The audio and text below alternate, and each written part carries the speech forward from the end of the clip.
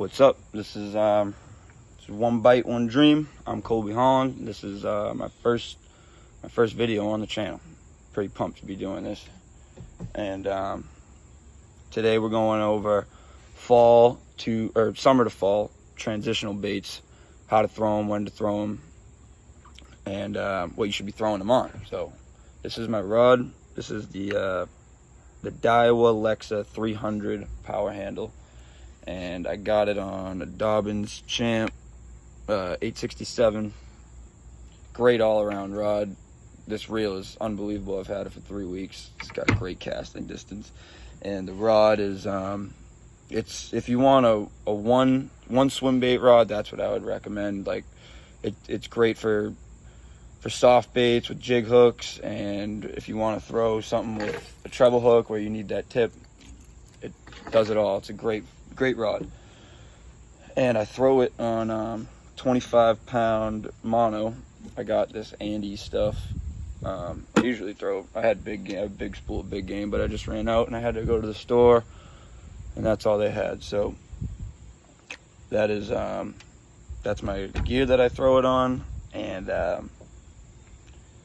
so this week was pretty good. I got 3 bass over 5 pounds in 7 days in this start of the transition from summer to fall. It's September 12th, and you know, it's still warm out.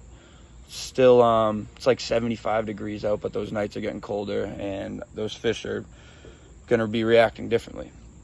So the first bait I want to go over is the toxic wade frog. This is a bigger frog. It's like the size of my hand. You can see it's pretty big. I throw it on a 10. Every bait I throw is going to be a bigger bait. I've been pretty dedicated to the swim baits this year. I've only thrown like a Ganarelle on my other rod and like some jigs and stuff, just probably like 5% of the time this year. Like, I'm really trying to get dialed in on these big baits. So yeah, this is the toxic wade frog. 10-aught beast hook. It's got this little bobber stopper, like a little bait stopper. It comes with the baits, and yeah, it really makes a difference when you're fishing those thick weeds. It just keeps the bait pressed up against there, so that hook just sits in that seat. Like, you can't even, it's completely tucked in there. It's a great weedless bait, great for fishing around pads. But the way I caught this fish, actually, I was just fishing on a bank. There's like some isolated weed patches out there, and I was kind of just throwing it to the right of them, like not really near the weed patches, and I was just dragging it on the bottom.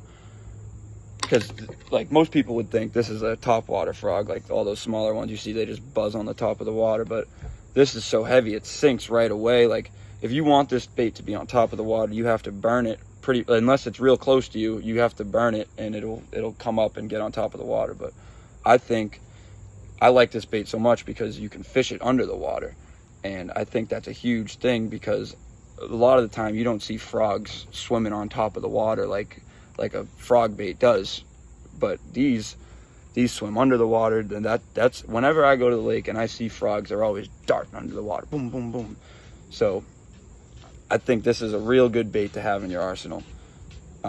Also, I do throw it on monofilament, so don't be like, I don't have 50 rods, 50 reels. I got a couple, but I got one swim bait rod, one swim bait reel. And if I want to throw all my baits, I'm going to use 25-pound big game, because that's the most versatile line. I can set a hook with a 10-aught beast hook on a 5-pound bass with no problem. So I haven't had the need to force myself to switch to braid when I'm throwing these and jig hook baits and stuff, because I have a high land rate.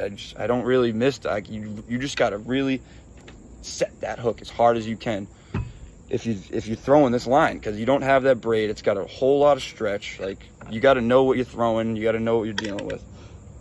Oh yeah, another thing. if you get these frogs, you should have a bottle of Mend It, because they will get torn up. This is the bait that I caught that 5-pounder on, and it got pretty mangled. You can't really tell, but this was all ripped open. Yeah, Mend It didn't do a great job, but that side it did. It was both ripped open on each side, and the Mend It got it right back to pretty much a new bait. So yeah, that's the toxic wade frog. Water for you.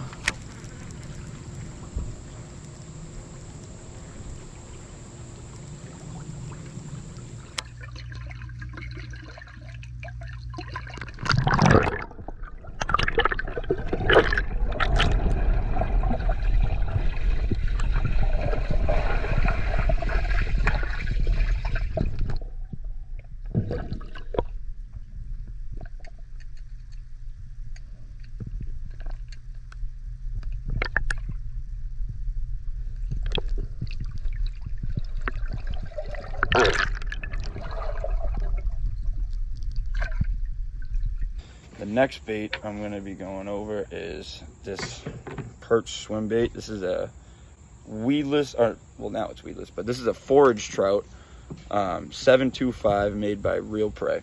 And I usually got these rigged with a butch rig. This is the 10-inch, the kokanee one. This is how I rig them.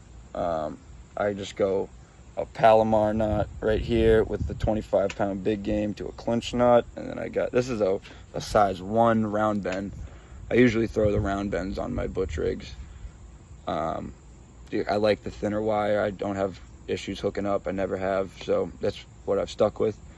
And you just chop one side of the hook off, the side that's going to be sitting flush, so that hook, see how that hook is sitting flat? You got to make sure you cut the right hook point, and then you just jam it in there, and that's your butch rig right there. But so this one, I caught a bunch of fish on it like early this year. I don't know how many bass I got over 5 pounds on this, but this bait has been the money maker for me all year round. And it was just, I had 2 of them, and this one got so screwed up it was just swimming like this, like sideways through the water. And I had to stop throwing it, because I don't have confidence in throwing baits that aren't swimming straight. I don't think anybody should. I mean, it probably would get bit eventually, but not how I'm trying to get bit. So I gutted the thing, took it all apart. There was a hook harness and these 2, a weight here, and yeah, gutted it, put a 12-aught beast hook in it, butterflied it open. Well, I butterflied it open when I was gutting the bait, so this just kind of worked out. It really, the hook just like kind of slides up and down in there real nice, and it stays like that. Like it's the most weedless bait I have. I'd honestly say that. Like I was watching it pulling through all these weed lines, and it was crazy. It really was crazy. Because I've fished a lot of beast hook, like weighted beast hook baits, and I don't know why, like I think it's that hook is just so far down in there, and I haven't hooked up on this rig yet. Ever since I caught that 5 on the butch rig, but I don't have any doubts about this. This is definitely gonna stick them for sure. So.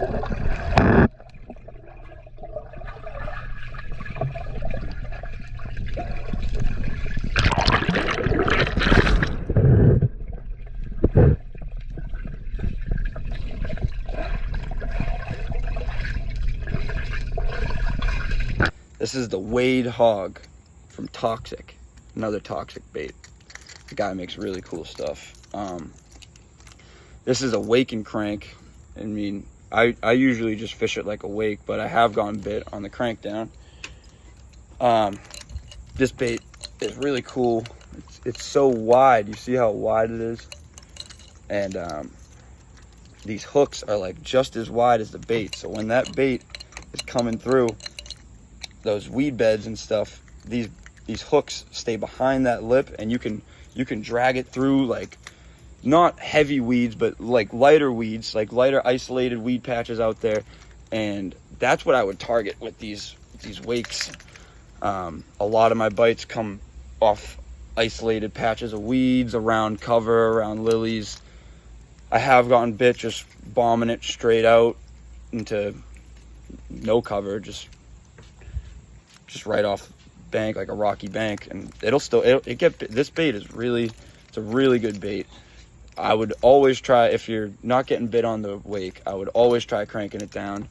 It cranks down about a foot and a half, 2 feet, depending on how far. You can't really, if you're really far out, you might be able to get it down 2 feet, 2.5, but I think about 1.5. You'd have to be really ripping it, like cranking it hard, and you can feel the resist. Like it's really made for a shallower crank down.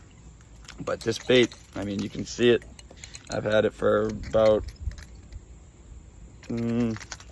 almost 2 months, maybe 1.5, and it's getting the job done for sure.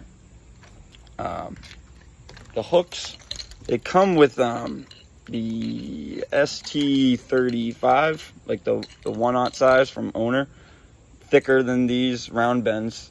The ones that came on it were just not as sharp as I would like them to be. I don't have a problem with those STX 35s or whatever they're called. I throw them on another toxic bait that I have over there, because the ones that came with it were sharp enough and I didn't have any problems. But when I first got this bait, I lost the first like 4 fish on it, and I was pissed, man, because I knew one of them was definitely big. Whatever. So I switched to these. I throw a 2/0 on the front, 2/0 round bend gamakatsu, and a 1/0, and I haven't missed a fish since. So.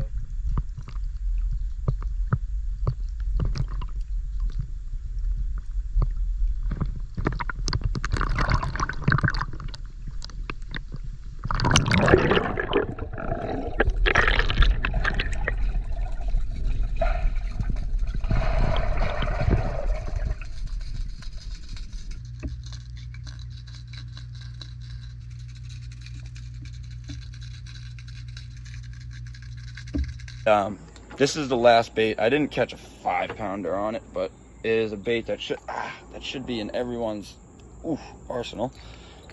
Old Stewart. Yep, Stewart Little.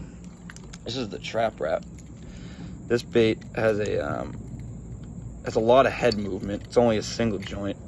Same deal, big lip, covers up those hooks real nice. This has got this one's got the STX 35s on it, and I've had no problem hooking up. I would kind of like maybe a bigger hook on the front, but I haven't had any issues with it. So, and these are a lot closer together, so that's why I haven't put that 2/0 on, because I don't want to deal with that hooking up like that and screwing up the motion of the bait. Also, with this, if you get a Trap Rat, I had this problem. It comes with that single solid split ring, and that thing kept getting pinned down like against the bait, and I would reel in the bait and it just would be like dragging against the water. So I threw another split ring on it, so there's 2 split rings, and that gets the job done. I haven't had that issue since.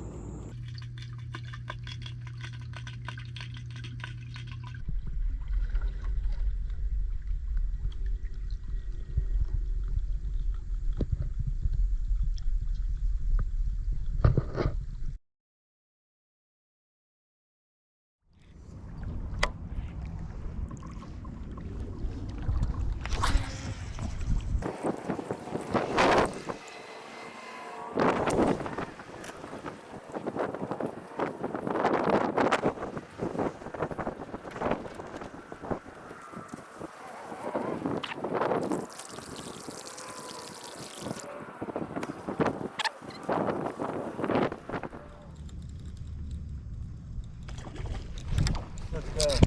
Yeah. Which side? My side, bring him sooner.